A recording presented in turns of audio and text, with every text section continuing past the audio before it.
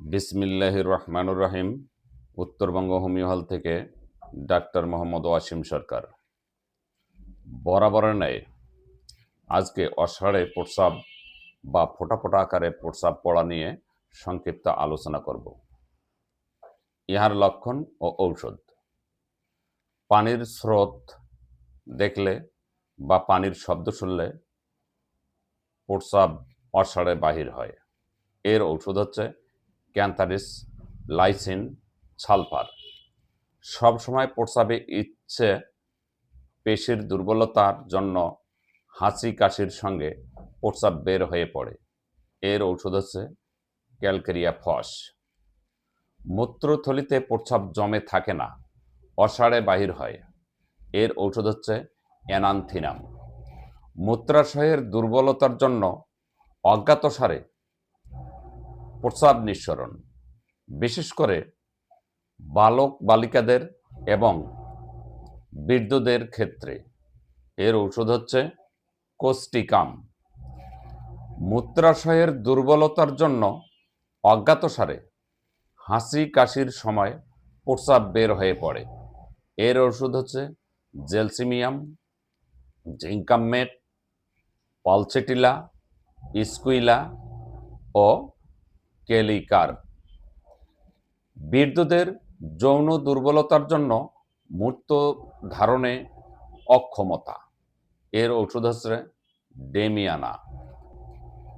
যখন তখন প্রস্রাবের বেগ ঝাঁঝালো, অম্লগন্ধ ও হরিদ্রা বর্ণ। প্রস্রাবের সময় হালকা জ্বালা পোড়া। এর ঔষধ হচ্ছে ন্যাট্রাম কার্ব। মূত্রাশয়ের ইচ্ছা না থাকলেও পুন পুন প্রস্রাবের বেগ আসে এবং হাঁচি কাশি দিলে প্রস্রাব দূরে গিয়ে ছিটকে পড়ে। এর ঔষধ হচ্ছে ফ্রামফস। গ্রীবাদেশে চুলকানি ও অষাঢ়ে প্রস্রাব। স্ত্রী লোকদের বেলায় ওপাইভা। চিত হয়ে শুইলে প্রস্রাব পড়ে এবং কাত হয়ে শুইলে প্রস্রাব পড়ে না। এর ওষুধ হচ্ছে পালসেটিলা। নিদ্রা অবস্থায় অষাঢ়ে প্রস্রাব হয়। এর ঔষধ হচ্ছে সেনেগা।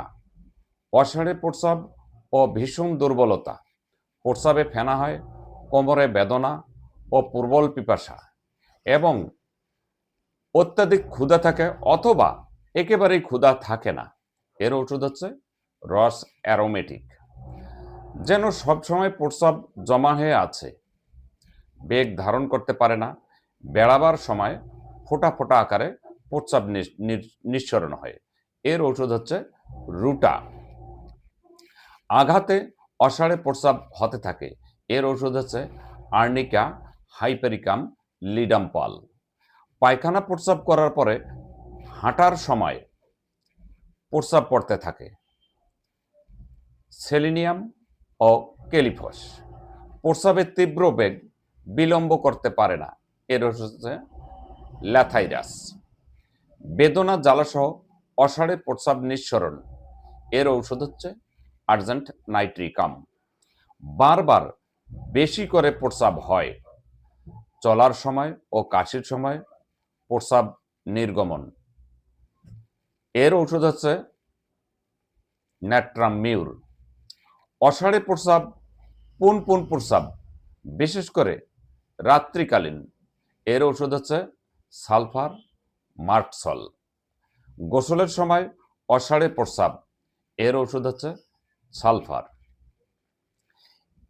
এই সমস্ত ঔষধ ছাড়া হোমিওপ্যাথিকে আরও অনেক ঔষধ আছে। আর আপনারা উপরোক্ত ঔষধসমূহ কখনো ডাক্তারের পরামর্শ ছাড়া কিনে খাবেন না। হোম ডেলিভারি বা অনলাইনে কোনো ঔষধ খাবেন না, কারণ হোমিওপ্যাথিক হচ্ছে একটি লক্ষণ ভিত্তিক চিকিৎসা। লক্ষণ ছাড়া এই ঔষধ নির্বাচন করা সম্ভব নয়। তাই আপনারা আপনাদের নিকটস্থ কোনো অভিজ্ঞ ডাক্তারের শরণাপন্ন হয়ে আপনাদের এই প্রস্রাবের সমস্যার কথা বললেই আপনারা সঠিক ঔষধ পাবেন, অথবা এই সমস্যার সমাধানের জন্য আমাদের উত্তরবঙ্গ হোমিও হলে চলে আসুন।